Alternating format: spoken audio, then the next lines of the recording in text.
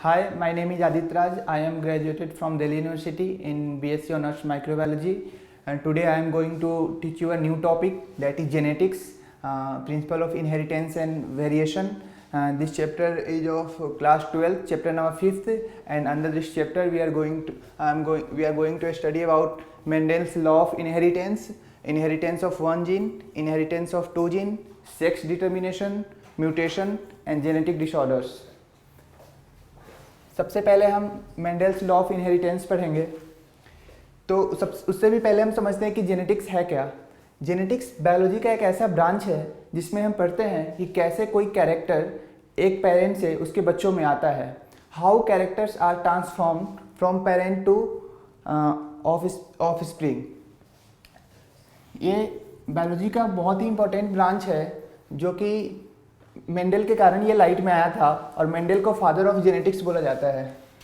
Genetics जो word है, इसमें एक बहुत इंपॉर्टेंट वर्ड आता है जीन। सबसे पहले हम जीन को समझेंगे कि जीन है क्या। जब तक हम जीन को नहीं समझेंगे जेनेटिक्स को समझना मुश्किल है। तो और इसमें हम ये भी देखेंगे कि हाउ प्रिंसिपल, इसमें है principle of inheritance and variation. हम इस वर्ड को भी एनालाइज करेंगे कि इसका मतलब क्या होता है और वेरिएशन का मतलब क्या होता है। तो सबसे पहले हम टर्मिनोलॉजी पे ध्यान दें। सबसे पहले हम जेनेटिक्स को समझते हैं। जेनेटिक्स है क्या?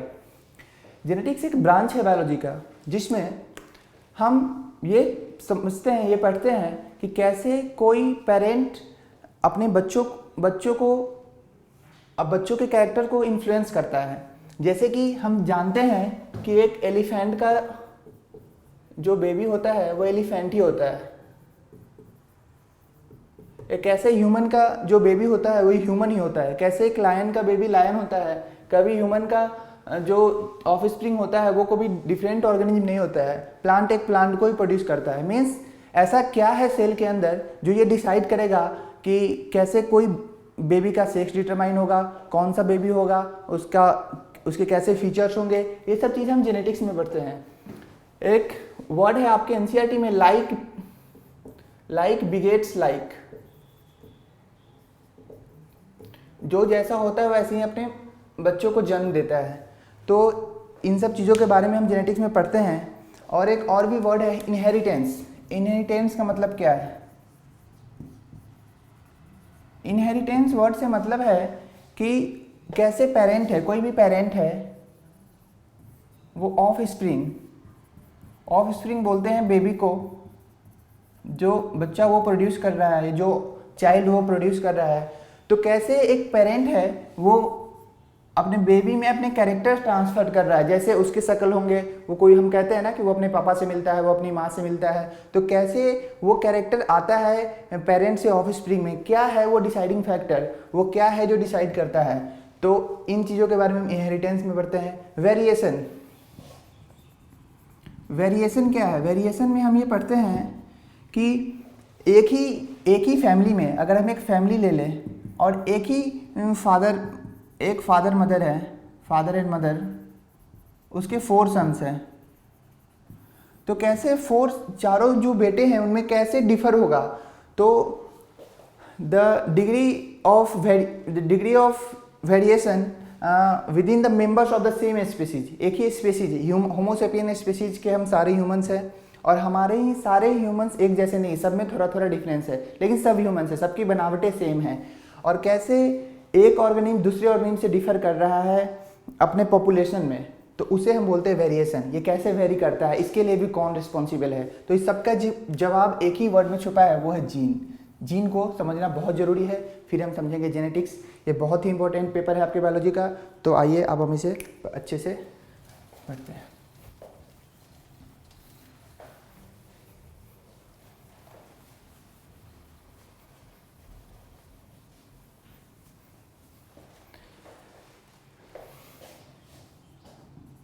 जीन के बारे में बोला जाता है it is the physical basis of a DNA.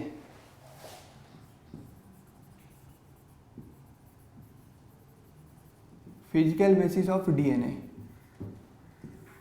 आपको पता है डीएनए का फुल फॉर्म क्या होता है? Deoxyribo nucleic acid. और यही वो न्यूक्लिक एसिड है, यही वो मॉलिक्यूल है, यही वो मटेरियल है हमारे सेल के अंदर जिसके पास हमारे सारे इन्फॉर्मेशन होते हैं, मतलब पूरे बॉडी का होल इन्फॉर्मेशन डीएनए के पास होता है, आरएनए के पास होता है।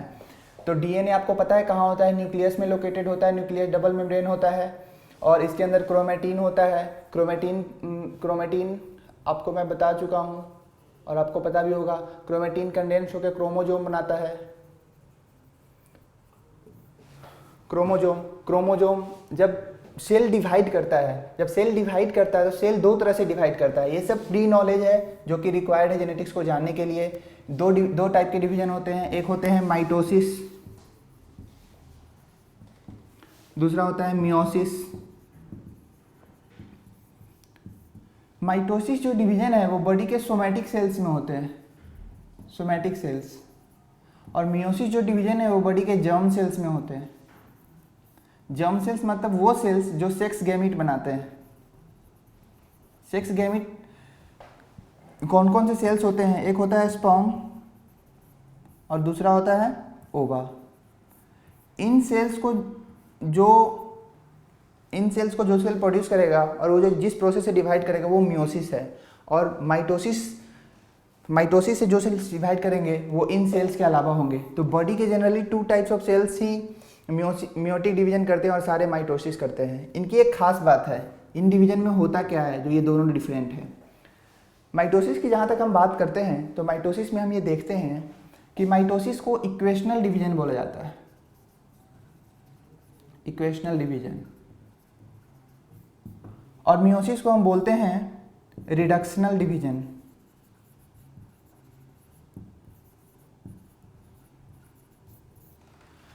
इक्वेशन का मतलब क्या हुआ, इक्वेशन जब भी हम मैथ्स में पढ़ते हैं तो इक्वेट करते हैं, मतलब इक्वल टू, मतलब बराबर, बात बराबरी की हो रही है। जैसे एक सेल है और ये बॉडी का कोई भी सोमैटिक सेल ले लिए, जैसे स्किन से ले लिए, चिक से ले लिए, कोई भी सेल ले लिए, अगर ये डिवाइड करेगा, हमें पता होता है कि एक सेल में 23 पेयर्स ऑफ क्रोमोजोम होते हैं।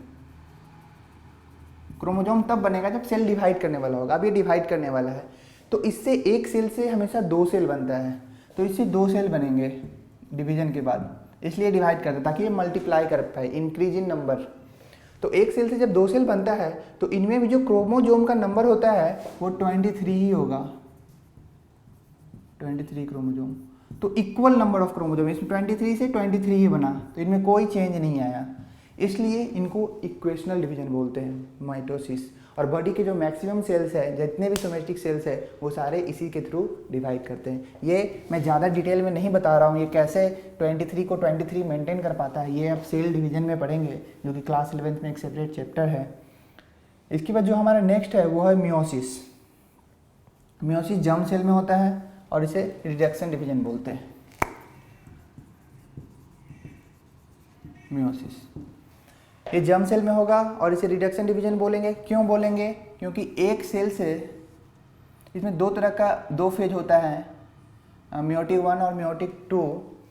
तो मियोसिस 1 में सबसे पहले फर्स्ट फेज में इससे 2 सेल्स बनते हैं, 23 है, 23 पेयर है। 23 पेयर को हम 46 क्रोमोजोम भी लिख सकते हैं। तो इससे 2 सेल्स पहले बनेंगे और इन दोनों में जो क्रोमोजोम का नंबर होगा, तो हम उसको अगर नंबर में डिनोट करें तो 23 होगा। मीन यहाँ पे हम 23 पेयर रिमूव कर देगा, कन्फ्यूजन होगा। 23 पेयर, अगर कोई चीज़ पेयर में है तो वो डबल है। तो 46 क्रोमोजोम है, 46 क्रोमोजोम से हमने 2 सेल्स हमारे बनेंगे, 23 होगा। मीन्स ये हाफ हो गया, रिडक्शन हो गया क्रोमोजोम का। ये मियोटिक फर्स्ट में होता है, इसीलिए इसको रिडक्शन डिवीजन बोलते हैं। लेकिन फर्दर इस 23 से फिर जब सेकेंड डिवीजन होता है इसमें, तो फिर ये 23 बनता है और इसके 2 सेल्स बनते हैं। तो फिर 23 वाले, फिर 23 वाले। तो जनरली हमें कितने, एक सेल से फाइनली कितने सेल्स मिले? 4 सेल्स, पहला, दूसरा, तीसरा, चौथा। तो हमने जो फाइनली देखा, जो हमारे डॉटर सेल्स है, जो सेल डिवाइड करते हैं उसे पेरेंट सेल बोलते हैं, जो सेल हम ऑब्टेन करते हैं उसे डॉटर सेल बोलते हैं। तो हमारा जो रिजल्ट था डॉटर सेल में वो क्रोमोजोम में हाफ था, हाफ हो गया क्रोमोजोम। तो इस तरह के डिवीजन को बोलेंगे रिडक्शन डिवीजन। और आपको ये देख के समझ में आ गया होगा कि रिडक्शन डिवीजन क्यों जरूरी है, क्योंकि जब एक स्पर्म, जब सेक्सुअल रिप्रोडक्शन होता है और जब एक स्पर्म ओवा से मिलता है, ओवा, तो 23 इसमें क्रोमोजोम नंबर है, क्योंकि ये कौन से सेल्स है, जर्म सेल्स, और 23 इसमें है। ये जब दोनों मीट करेंगे और जाइगोट बनाएंगे, क्या बनाएंगे, जाइगोट, तो इसमें जो क्रोमोजोम का नंबर होगा वो 46 होगा। और इसके बाद इसमें सिर्फ माइटोसिस होगा, कोई मियोसिस नहीं होगा। तो इस तरह हमने देखा कि और जाइगोट से पूरा एम्ब्रायो का डेवलपमेंट होता है और एम्ब्रायो से बेबी का डेवलपमेंट होता है। तो कैसे एक बेबी में, एक पेरेंट में 46 क्रोमोजोम होता है, जैसे मेरे पास 46 क्रोमोजोम होते हैं, मेरे बच्चों में भी 46 क्रोमोजोम होगा। ये कैसे डिटरमाइन होगा, ये डिसाइड होगा स्पर्म और ओवा के द्वारा। स्पर्म और ओवा को मियोसिस के थ्रू गुजरना होगा टू मेंटेन 46 क्रोमोजोम। अगर मियोसिस नहीं होगा तो इसमें भी 46 होगा, इसमें भी 46 होगा, 46 का डबल होगा, तो जो प्लॉइडी लेवल है वो रॉन्ग हो जाएगा और क्रोमोजोम जितने होने चाहिए नॉर्मल ह्यूमन के लिए वो नहीं होगा, फिर वो बेबी का डेथ हो जाएगा। इसलिए ये डिवीजन होता है। इस डिवीजन का सिग्निफिकेंस है वो क्या है वो मैं बता देता हूँ। और अब जब हम मेंडल्स के लॉज पढ़ेंगे तो हम ये पढ़ेंगे कैसे क्रोमोजोम सेपरेट होते हैं। ये सब बहुत ही बेसिक चीज़ें हैं जो आपको पता होगा, फिर भी हम इसको एक बार पढ़ रहे हैं। जब हम मेंडल्स के लॉज पढ़ेंगे तो हमें बार बार एक स्ट्रक्चर आएगा, जीन और इस तरह का डायग्राम।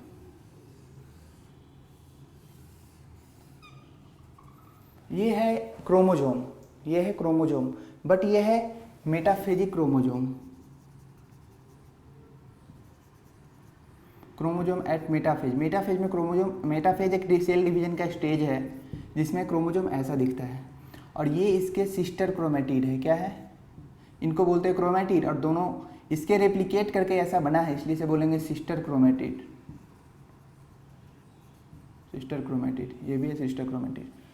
तो जनरली हम जब पढ़ेंगे तो इसमें यह देखेंगे कि एक वर्ड आएगा एलील। क्या आता है, एलील। एलील का मतलब क्या होता है, इसको बोलते हैं सेंट्रोमियर, आपको पता होगा। Allele is the different forms of a gene. Gene के दो फॉर्म है, डिप्लॉयड ऑर्गेनिज्म में एक जीन के दो फॉर्म होते हैं, present at the same locus. Locus मतलब सेम पोजीशन पे, दोनों क्रोमेटिड पे वो प्रेजेंट होते हैं। जैसे कि हाइट एक कैरेक्टर है और उसके दो जीन हम समझते हैं, एक कैपिटल टी, एक स्मॉल टी। तो यहाँ पे अगर हाइट का जीन है इस क्रोमेटिड में, तो इस क्रोमेटिड में भी हाइट का जीन यहीं पे होगा, पोजीशन सेम होगा। बट यहाँ पे अगर कैपिटल टी है तो इसमें कैपिटल टी भी हो सकता है या स्मॉल टी भी हो सकता है, लेकिन पोजीशन सेम होगा। इसको बोलते हैं एलील। और एक जीन के जनरली दो एलील होते हैं। और जब ये सेपरेट होगा, जब ये डिवीजन के समय सेपरेट होगा, या फिर ऐसा होगा कि ये कैपिटल टी इस एक सेल के पास रह जाए और ये स्मॉल टी दूसरे सेल के पास चले जाए, ठीक है। तो ये सेंट्रोमियर से जब सेपरेट होता है तो ये हम ऐसा देखते हैं। और ये पूरे पॉसिबल कम्बिनेशन होता है, वो हम सब डिटेल में पढ़ेंगे। बस मैं आपको अभी इतना समझाना चाह रहा हूँ कि जो एलील है वो क्या होता है। एक जीन का दो फॉर्म होता है जो इसका पोजीशन सेम होता है, बट वो अपने ट्रेट में डिफर कर सकता है। वो कैपिटल होगा, स्मॉल होगा, ये डिटरमाइन होगा कि वो कैसे अपने जो ऑर्गेनिज्म है उसको इन्फ्लुएंस कर रहा है। तो हम देख चुके हैं जीन क्या होता है, एलील क्या होता है, एलील के कौन कौन से दो फॉर्म होते हैं। अब जो नेक्स्ट है वो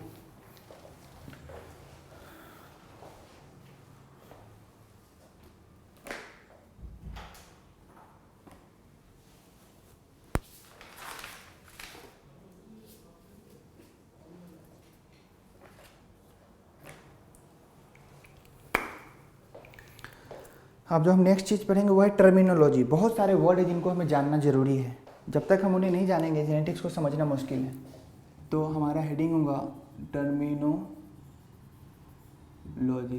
हम जीन पढ़ चुके हैं, अब हम देखते हैं कैरेक्टर। कैरेक्टर क्या होता है,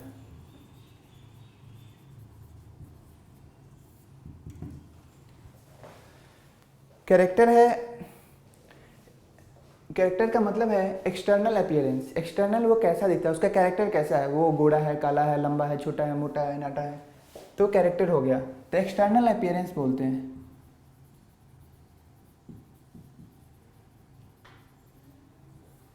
और इसके डिफरेंट फॉर्म को, इसके डिफरेंट फॉर्म्स को forms of character, forms of character कि कैसा है, forms of character is called trait. जैसे हाइट एक कैरेक्टर हो गया, हाइट क्या हो गया, एक कैरेक्टर हो गया। Height is a character. और हाइट कैसा हो सकता है, टॉल भी हो सकता है और स्मॉल भी हो सकता है या ड्वार्फ भी हो सकता है। तो ड्वार्फ ये क्या हो गया, ये दोनों ट्रेट हो गए, ट्रेट हो गए। तो ये हमारा वर्ड है पहला कैरेक्टर। जो नेक्स्ट वर्ड है हमारा वो है होमोजाइगस।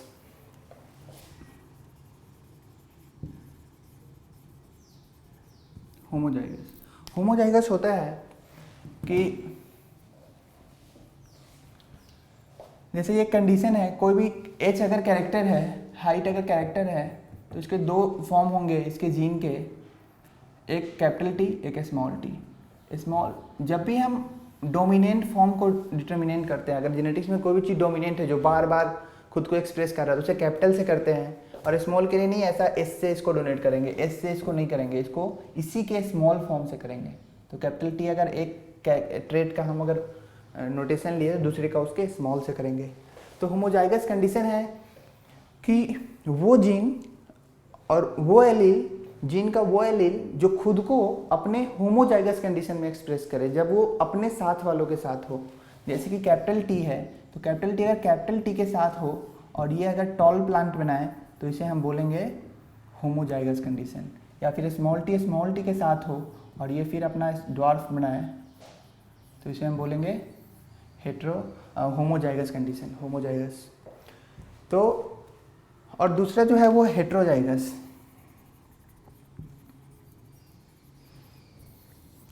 हेट्रोजाइगस में अगर कैपिटल टी स्मॉल टी के साथ है, तो इस कंडीशन को बोलेंगे हेट्रोजाइगस। इसमें कैपिटल टी स्मॉल टी के एक्सप्रेशन को, जैसे कि ये भी एक जीन है, ये भी एक क्रोमोजोम पे एक पार्ट था, मैंने बताया था, ये भी क्रोमोजोम पे एक रीजन है, एक डीएनए का ये भी सेगमेंट है, लेकिन ये इसके एक्सप्रेशन को होने नहीं दे रहा है, ये डोमिनेट कर रहा है। डोमिनेटिंग नेचर होता है ना, एक दूसरे को दबा देना, इसका ये ज़्यादा मॉडिफाइड है, ये अपने खुद को एक्सप्रेस कर पा रहा है, ये नहीं कर पा रहा है, क्योंकि तो इस तरह का जो कम्बिनेशन होगा कि एक डोमिनेंट और एक रिसेसिव का, उसे हम बोलेंगे हेट्रोजाइगस। तो एक सेल में बहुत तरह के कंडीशन हो सकते हैं, होमोजाइगस, हेट्रोजाइगस, और एक होता है हेमीजाइगस।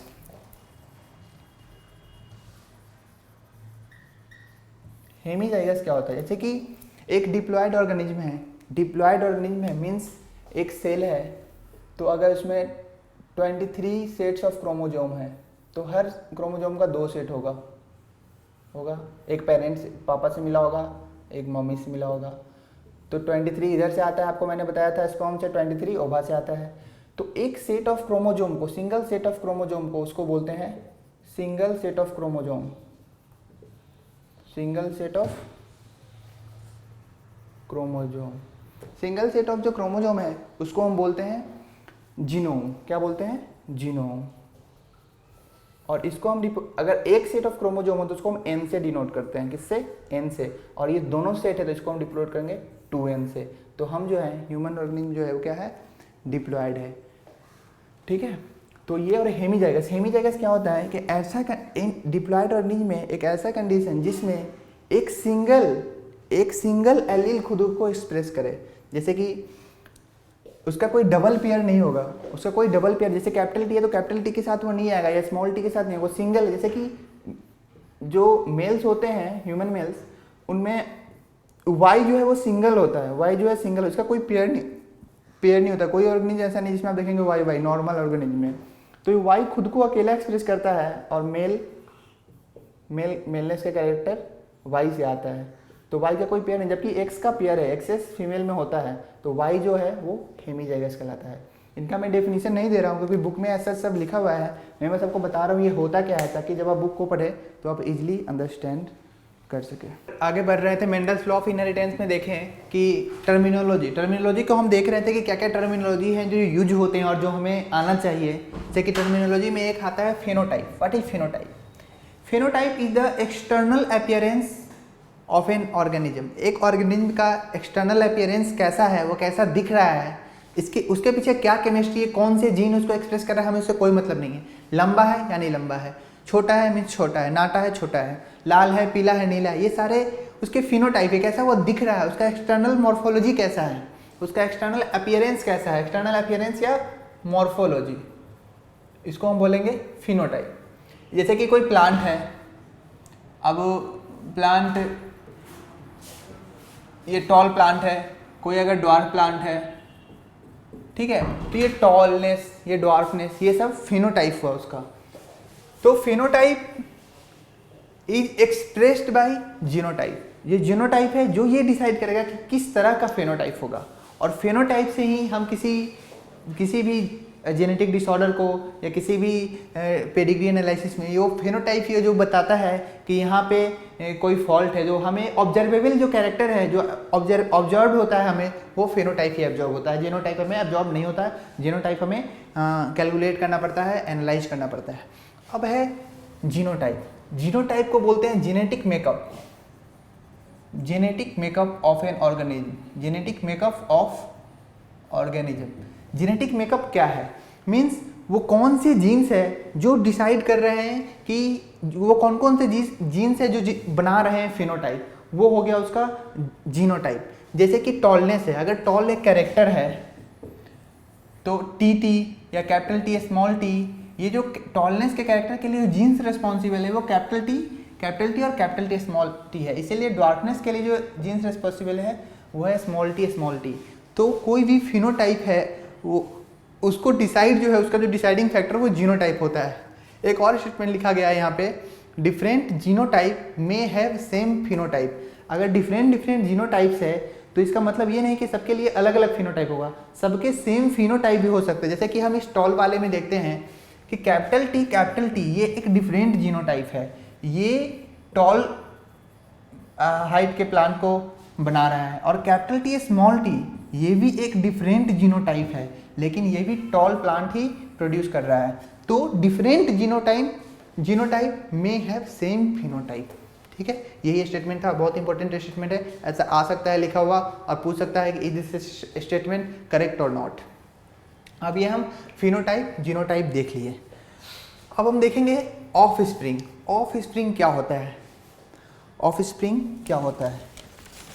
तो हम जीनोटाइप फिनोटाइप को रब कर देते हैं। अब देखेंगे ऑफ स्प्रिंग। ऑफ स्प्रिंग एक सिंगल रिप्रोडक्टिव सिस्टम, मीन्स एक जितने भी मेल रिप्रोडक्टिव सिस्टम है, फीमेल रिप्रोडक्टिव सिस्टम है, एक ऑर्गन जैसे कि ह्यूमंस में male female, all organism produce from one reproductive system. एक रिप्रोडक्टिव सिस्टम से एक टाइम में जितने भी ऑर्गेनिज्म प्रोड्यूस होंगे सबको बोलेंगे ऑफ स्प्रिंग। प्लांट के केस में हम हमेशा ऑफ स्प्रिंग वर्ड यूज करते हैं, क्योंकि एक ही बार फर्टिलाइजेशन से बहुत सारे प्रोजेनी, उनके जो नंबर ऑफ प्रोजेनी है बहुत ज़्यादा होते हैं और सब एक ही साथ होते हैं वन टाइम में, और एक ही रिप्रोडक्टिव सिस्टम से होते हैं। वो सेम गैमीट जाता है, उसके साथ फ्यूजन होता है ओवा के साथ, और एक ही साथ बहुत सारे ऑफ स्प्रिंग, इसलिए हम वर्ड ऑफ स्प्रिंग यूज करते हैं।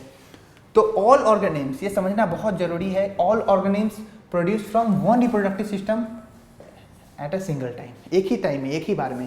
जैसे कि अब ह्यूमंस एक बार में एक ही प्रोड्यूस करता है बेबी, लेकिन अगर ट्विंस के केस में जिसमें दो बच्चे एक साथ होते हैं ट्विंस में, उन्हें भी हम ऑफ स्प्रिंग बोलेंगे, आपस में ऑफ स्प्रिंग्स बोलेंगे आपस में। कैसे? अब ट्विंस दो तरह के होते हैं, जो यहाँ पे हमने लिखा है ट्विंस टू टाइप्स के होते हैं, एक होते हैं मोनोजाइगोटिक ट्विंस, एक होते हैं डाइजाइगोटिक ट्विंस।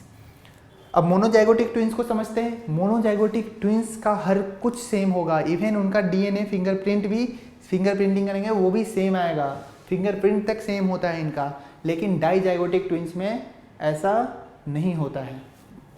अब हम ट्विंस में देखते हैं क्या होता है। तो हम ऑफ स्प्रिंग समझ गए, एक ही रिप्रोडक्टिव सिस्टम से एक ही टाइम में जितने भी ऑर्गेनिज्म प्रोड्यूस होंगे सबको बोलेंगे हम ऑफ स्प्रिंग। अब हम मोनोजाइगोटिक देखते हैं क्या होता है। एक स्पर्म और ओवा का फ्यूजन हुआ, फिर क्या बना? जाइगोट। क्या बना? जाइगोट। फर्टिलाइजेशन के बाद क्या बना? जाइगोट। अब ये जाइगोट किसी भी रीजन से अगर इसमें क्लीवेज हो गया, अब ये जाइगोट कुछ भी बना रहा था, मेल बना रहा था या फीमेल बना रहा था, दोनों में से कुछ कोई भी ऑर्गेनिज्म प्रोड्यूस कर रहा होगा। अब किसी भी कारण से ये जाइगोट डिवाइड हो गया, दो में बट गया, मोनोजाइगोटिक मतलब एक ही जाइगोट डिवाइड हो गया, सिंगल जाइगोट, और दो यूटेरस में दो जगह ये इम्प्लांट हो गया और दोनों बेबी का डेवलपमेंट होगा। अगर मेल बना रहा था तो दो मेल बनेंगे बिल्कुल सेम टाइप के, उनके फिनोटाइप जीनोटाइप सब कुछ सेम होंगे, ठीक है। और एक ही जाइगोट से अगर दोनों का सेक्स हमेशा सेम होगा, अगर ये मेल होगा तो ये भी मेल होगा, अगर ये फीमेल होगा तो ये भी फीमेल होगा, सेक्स हमेशा सेम रहेगा। इस तरह के ट्विंस को बोलते हैं मोनोजाइगोटिक ट्विंस, एक साथ दो हुए एक ही रिप्रोडक्टिव सिस्टम से एक ही बार में, तो ये ट्विंस। फिर है डाइजाइगोटिक ट्विंस। ऐसा क्या होता है कि जैसे कि बहुत सारे स्पर्म हम एक बार में रिलीज करते हैं, इजैकुलेट करते हैं वेजाइनल ट्रैक में, फिर उसके बाद अगर लकली दो ओवा रिलीज हो गया, लकली ऐसा जनरली बहुत कम होता है, और स्पर्म तो बहुत सारे हैं, बहुत सारे स्पर्म हैं, एक ओवा इससे फ्यूज कर गया और एक ओवा इससे फ्यूज कर गया। अगर ये एक स्पर्म एक्स था और ये ओवा एक्स, और ये एक स्पर्म वाई था और ये ओवा एक्स, तो ये एक फीमेल बन गया और ये एक मेल बन गया। ऐसा भी हो सकता है कि ये मेल हो सकता है, ये भी मेल हो सकता है, ये फीमेल हो सकती है, ये भी फीमेल हो सकती है, ये मेल, ये फीमेल, ये फीमेल, ये मेल, तो सारे इसमें कंडीशंस यहाँ पे पॉसिबल है। तो ये डाइजाइगोटिक ट्विंस है because of the release of two ova at a time. तो ये भी एक ही रिप्रोडक्टिव सिस्टम में एक ही टाइम इम्प्लांट हो रहा है और भी बच्चों का डिलीवरी एक ही ऑलमोस्ट सेम टाइम पे और एक ही रिप्रोडक्टिव सिस्टम से हो रहा है, तो इसे हम बोलते हैं ऑफस्प्रिंग्स, और ये ह्यूमंस के अंदर है। लेकिन जो नॉर्मल ह्यूमंस है उसमें क्या होते हैं, एक रिप्रोडक्टिव सिस्टम से एक टाइम में एक ही बच्चे प्रोड्यूस होते हैं। क्या होते हैं, एक ही बच्चे प्रोड्यूस होते हैं, तो उन सबको बोलते हैं सिबलिंग्स, उन सबको बोलते हैं सिबलिंग। जैसे कोई चार भाई बहन है तो चारों क्या है आपस में सिबलिंग हैं, क्योंकि सबका डेट ऑफ बर्थ क्या है अलग अलग है, सब डिफरेंट टाइम्स पे प्रोड्यूस हुए हैं। Organism of same parent but produce at different times पे प्रोड्यूस हुए, but produce at different times. जैसे नॉर्मल ब्रदर्स एंड सिस्टर्स जो होते हैं वो सिबलिंग्स कहलाते हैं, क्योंकि उनका बर्थ जो है डिफरेंट टाइम्स पे हुआ था। तो ये हम टर्मिनोलॉजी के साथ एंड करते हैं। हमने टर्मिनोलॉजी में सब कुछ देखा, genotype, phenotype, homozygous, heterozygous, hemizygous, फिर से डोमिनेंट, रिसेसिव कंडीशंस क्या होते हैं, जीन क्या होता है, एलील क्या होता है, लोकस क्या होता है,